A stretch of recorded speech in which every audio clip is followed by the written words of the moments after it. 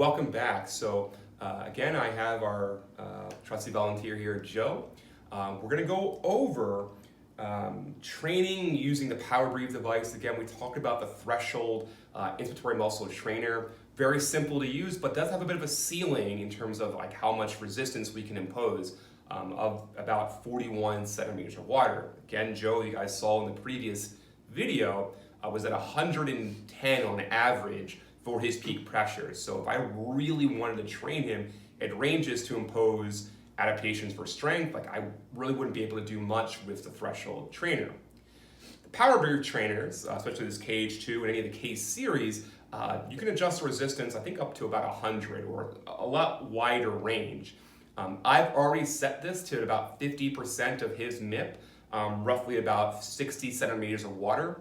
So again, it's the same exact setup using this device. It's going to be a real quick demonstration. The really nice thing about these devices is that each time, unlike the flow sounds we're listening to, the device will actually beep to tell us he had a successful repetition. Same thing, we're going to have him clip his nose just so all the flow is coming just through the device. Patients don't tolerate it, they don't have to use the nose clips, but that's just what we're going to go with for this training protocol. Okay, same exact thing, 30 breaths. We're not going to do the full 30 here because we just finished one training session. So Joe, I have this set here to about 50% of your MIP. Again, same thing, if you get lightheaded, just stop.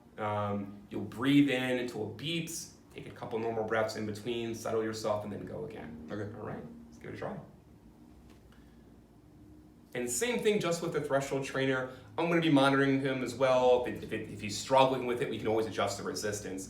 The PowerBreathe also have an auto setting, so I can manually adjust the resistance or have the device automatically adjust in that auto setting. This is manually adjusted.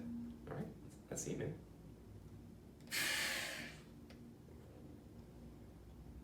Breathe in. Good. Good. Good. Good. Good.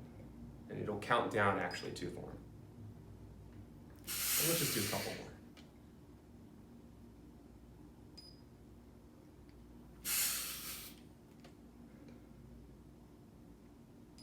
Good. So one quick thing there, Joe. When you're breathing in, just make sure you don't block your hand against the back fan there. Try one more without that, like that.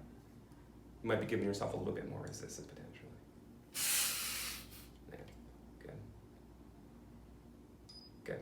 Good. All right, I'll take that there. So how do you feel? A little bit more difficult maybe than the other one? Yeah, definitely. Yeah. So good. So again, the value of this is, again, if we want to go up and really push them, there are devices available for patients maybe on a lower level. We can get by with a threshold trainer. Again, the way we impose resistance with this device is a little bit different too.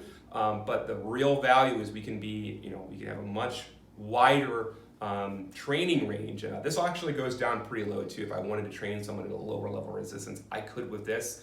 But again, you've got a lot of different options for testing, a lot of different options for training. This is just another one, but I think a pretty great one too. How do you feel? Feel all right. All right. Well, that is inspiratory muscle training using the PowerBreathe device, which again is a tapered flow resistance device. So thanks so much for coming by, man. No problem. Awesome.